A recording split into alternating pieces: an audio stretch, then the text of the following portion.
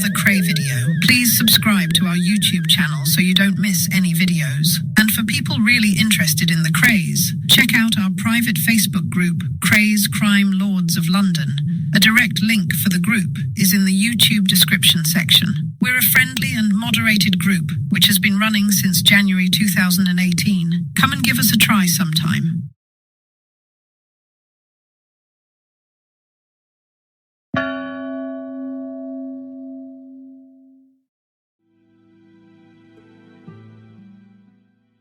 Hello, my name is Tony Lambrianou, and I ran with the Kray gang back in the 1960s. I wasn't in the firm itself. I was more like an associate member, along with my brother Chris. But I did get to know the twins well, and I saw a lot of what went on firsthand. I'll only ever tell this story once, and when it's done, I'm going to walk away from it for the rest of my life. I don't want to dwell in the past anymore, but to be free of it, I must confess it.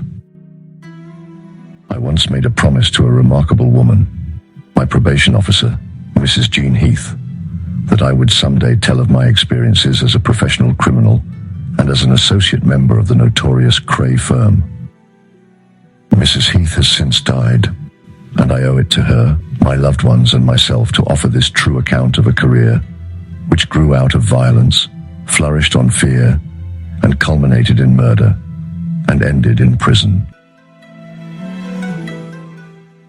So much has been said and written about the Kray gang that we have now become the stuff of legend. But at the heart of that legend are real live people, and if I hope to achieve anything, it's to present them through the facts, and not the fantasy of the way we lived. For years, I've been hearing what everybody else has to say about us in courtrooms, books and newspapers, and the twins have taken the chance to reply in print. I intend to set the record straight for all of us that stood together in the dock and went to prison for our crimes.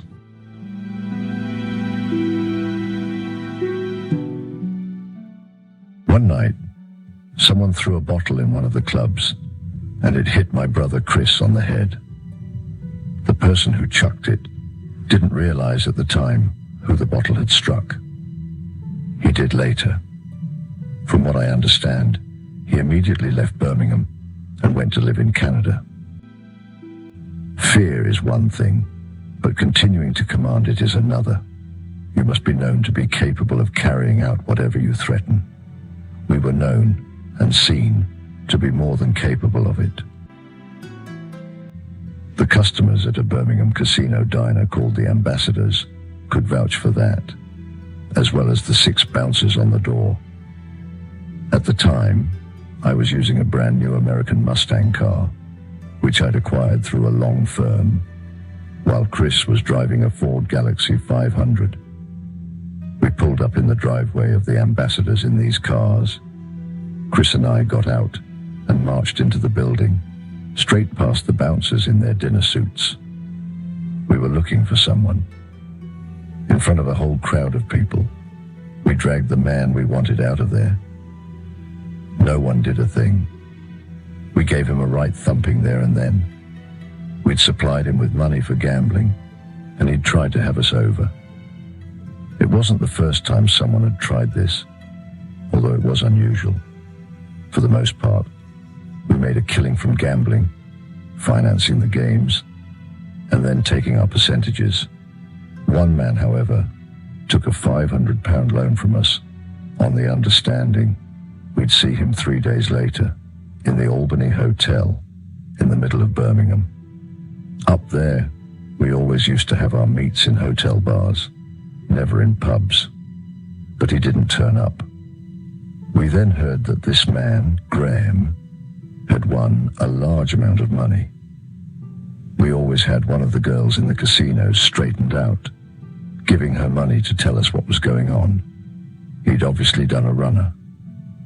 Sometime later, I booked into the Albany for a short stay.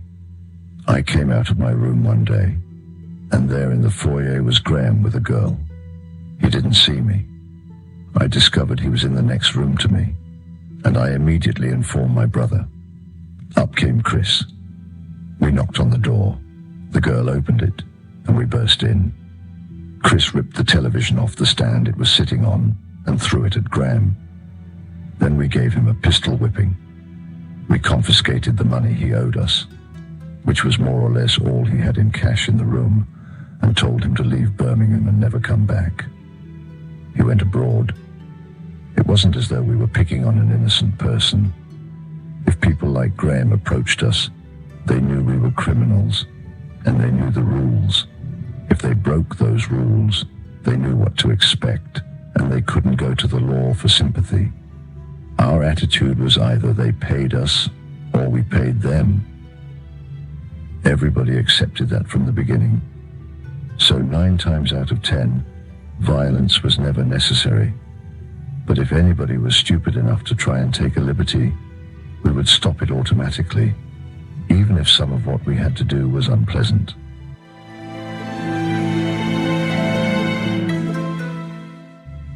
At this stage in our career, as I have mentioned, we didn't have to shout for business. People from all walks of life were coming to us with propositions, like the 2 Jewish car dealers in Birmingham, who wanted to talk to us about a Rolls-Royce. They were very peeved because they'd been ripped off by another car dealer called Nick, who had a business in Harrow in northwest London. This Nick, whose surname I can't divulge, was a very rich man. He had picked up a paper one day and seen an advertisement for a Rolls for £8,000. So he sent a young guy of 19 to Birmingham to put a £2,000 deposit on the car. The young lad also offered a cheque for the outstanding amount. It wasn't even a legal deal. You couldn't have credit unless you were over 21, but the young guy was very sharp, and the Birmingham dealers went for it hook, line and sinker. Then the cheque bounced too, so they were fucked for £6,000. They gave us all the details, but what they didn't tell us was that they had had Nick over a year or so earlier for a car out of his company in Harrow. What Nick was doing was getting one back at them. I asked, "What's in it for us?" They said, "If you can recover the car, we'll give you half of its value." We took the job on condition that we were given £500 expenses up front. They came to London with us, booked us into the Russell Hotel in Russell Square, and took us to Nick's pitch. It was lovely. He had Bentleys, rollers, all sorts of expensive cars there. You could tell at a glance that he was loaded. This is where we called our old bus driver friend, Paddy Denier, in again. Chris and I had a talk with him, and we decided to pile up to this place in Harrow 4-handed. We gave Paddy a pickaxe handle and told him to run into Nick's office, smash it across his desk and say, "You fucked us out of £6,000. We want it back now, or you're in big trouble." We agreed that Chris and I would follow within a couple of minutes and hold him back. He did exactly what we asked.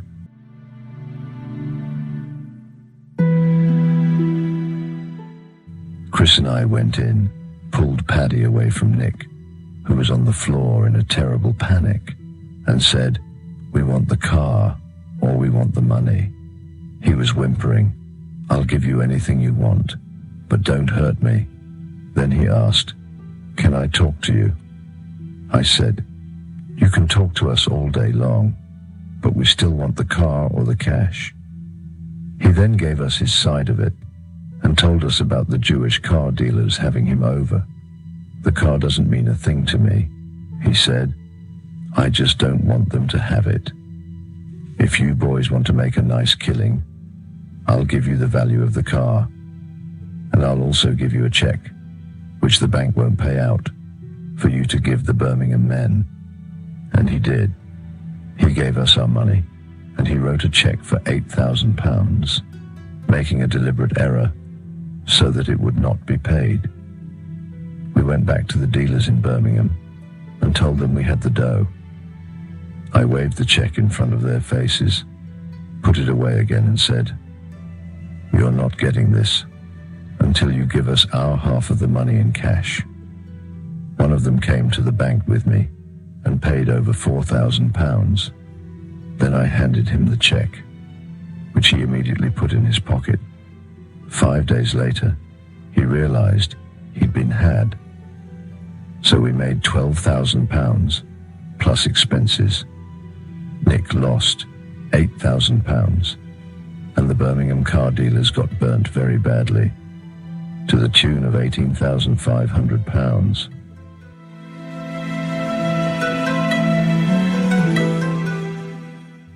But the story didn't end there. This Nick from Harrow got in touch with me and Chris and said, "I've always got a use for people like you two. I'm willing to put you on a retainer, and should I ever need you, I'll call upon your services." I replied, "I do a lot of work for the Kray brothers. I'll have to see what they think about it, and we'll take it from there." When I mentioned it to the twins, Ronnie said, "Keep it for yourself." From then on, I started meeting Nick at the bar of the London Hilton Hotel every Friday to collect a retainer of £800. Chris and I would have £300 each, and my Nicky £200. Nick, through his wealth and through paying out money at that rate, was leaving himself open to a lot of things. I phoned him up one night from a call box 50 yards from his house and told him I wanted to see him immediately. He said, "I'll see you in an hour." I got there within 5 minutes. Chris was waiting outside, around the corner, because Nick claimed my eldest brother made him feel uncomfortable. A young boy wearing a white pinny answered the door. I said, "Is Nick there?" I walked in and went straight into the bedroom. Nick was in bed with another young boy with a pinny on. I said, "It's not my thing, what I'm looking at here, but I have to stay here to tell you that we need £5,000 right away." "I'll have to give it to you tomorrow," he answered. I said, "We need it urgently." He asked me to wait outside the room. I did, but I was watching what he was doing through the crack in the door. He got out of bed, and I saw he was dressed as a woman. Then he moved the bed away from the wall to reveal a built-in safe. I saw him count out £5,000.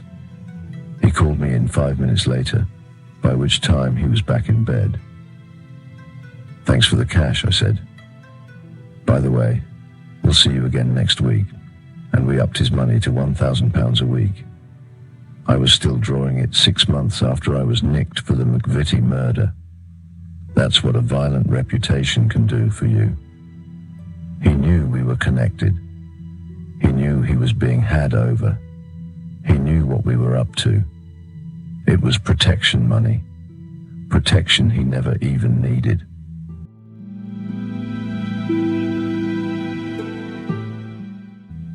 Cars and car dealers were a recurring feature of our time in Birmingham.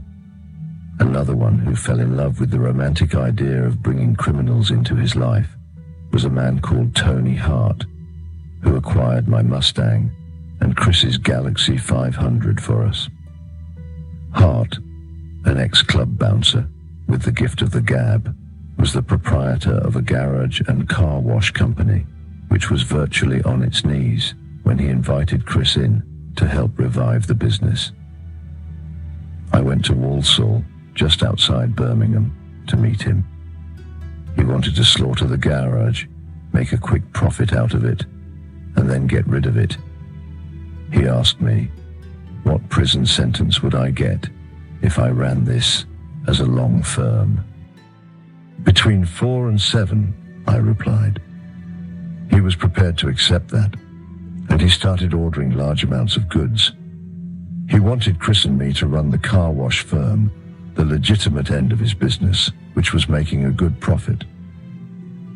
We agreed to keep it ticking along, mainly for our own amusement. Every night, we'd cut up the takings, and we'd make about £2,000 to 300 quid a week out of it. He would also give us a little whack out of what he was defrauding from the garage. But we knew that something wasn't right about him. Overnight, he changed the way he dressed from suits and boots to a black Crombie overcoat with the collar turned up, and he started telling people that he was a friend, a dear friend of the Krays. In the end, Chris and I had to have a talk with him. I whipped him with a pistol and whacked him round the head a couple of times. To our surprise, he loved it, and then started putting it round Birmingham that he had been pistol whipped by Ronnie Kray just for the glory of it. He wanted to be a 9-to-5 gangster. At the end of the day, he went home to live a normal life with his wife and kids. But at work, he reveled in his imagined image.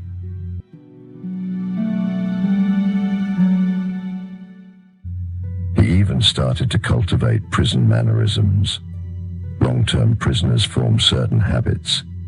They walk around with their hands behind their backs, shoulders straight and eyes down, and they whisper out of the corner of their mouths.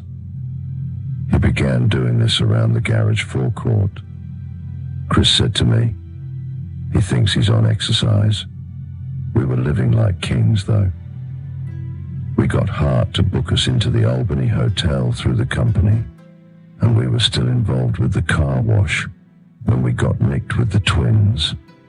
Then we forgot about him straight away, but he started to visit Chris in Wandsworth and me in Brixton while we were on remand. I was called up for a visit one day, and when I walked into the visiting room, Hart was standing there in a trilby, with tears streaming down his face, his collar rolled up, and his hand on his chest. He shouted across the room, "I should have been in the dock with you boys. It was all my doing." This was the type of person that you could attract if you weren't careful. Eventually, he went into debt to the tune of about £180,000, at least some of which was down to our extravagant hotel bills. After our trial, a spate of stories began to appear in the papers about what we had got up to in the Midlands. Who was the author? Tony Hart. According to him, he wasn't scared of us, although he kept a shotgun under his bed. But his wife lived in utter fear. We apparently asked him to bury people for us, and he was all the time in contact with the Birmingham Regional Crime Squad, tipping them off about what was going on. It was a pack of lies from start to finish. He wound up getting a few years for the garage long firm, and unfortunately, he served some of his time in Leicester Prison while I was there. I was in the maximum security block, and he was on a level above it. He kept throwing pieces of paper with messages over the exercise cage. "Anything I can do for you." I was forever picking up little notes with Tony Hart's name on them. Another bizarre character from the Birmingham era was Richard Forbes, a multi-millionaire, whom we came across one night in the Cedar Club. Chris and I were having a drink with one or two of the boys when all of a sudden, bottles of champagne started coming up. We were then told that everything we wanted was on the house, down to this Richard Forbes. Chris had met him somewhere along the line. I never had. I didn't really pay him a lot of attention that night because we were in female company, just out enjoying ourselves. But the next morning, I woke up where we were staying in Hart's hotel. Nothing to do with Tony Hart, I might add. And outside in the grounds was a brand new white Ferrari. Chris said, "It belongs to that Richard. He seems all right." Richard duly came down to breakfast, drinking a bottle of vodka. He went, "Look, my father owns a steelworks, and he gave me £500,000, 5 horses, a flat in Birmingham, and a cottage in the country to stay out of his life." He was also drawing on a pension, all set up by his father. He never carried cash, only cards, and he was a raving alcoholic. A couple of days later, he came round again this time in a powder blue Aston Martin DB6, a James Bond car. He changed cars like they were going out of fashion. In a way, Richard Forbes was courting us. He loved the atmosphere around Chris and me. He obviously didn't need us in a financial way, but we needed him. Here was a man who thought it would do him favors to be connected to criminals, and he was prepared to spend large amounts of money. If someone comes up and wants to give you money for nothing, why refuse? There are some people in this world who want to give money away, and I never saw anything wrong in taking it off them.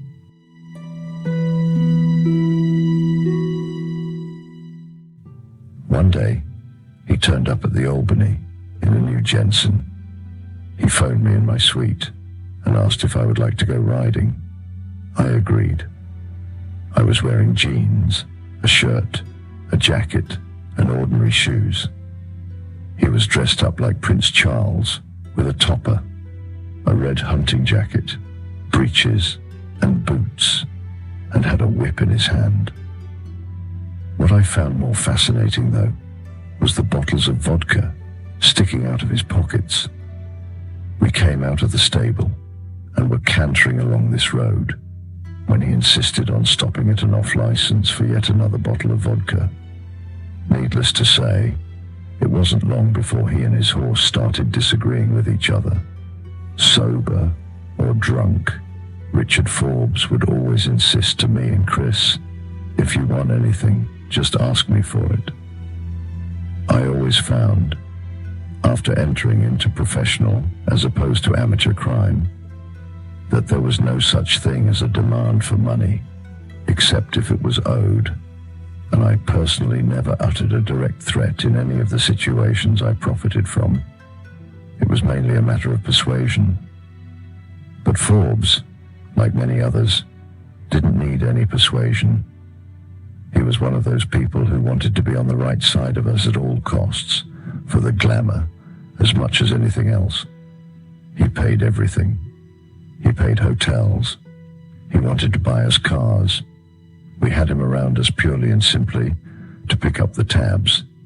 He invited Kray to his cottage in the country, and he wanted to take him abroad on a cruise. He would have given Ronnie anything, but Ronnie didn't go. He didn't want to know.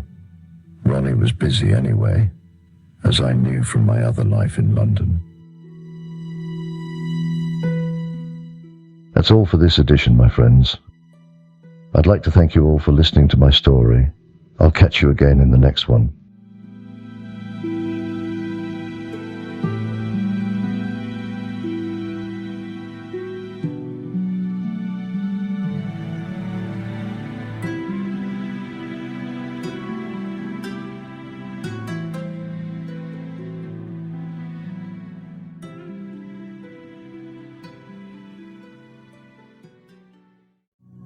Thank you for watching. If you enjoyed the video, please join our Facebook group. It's called Krays Crime Lords of London. We're a friendly moderated group with over 1,000 Kray and other celebrated gangster videos available for view. There's also thousands of images in the photos sections. The link for the group is in the YouTube description section. I hope we see you there soon. Leave a like and subscribe.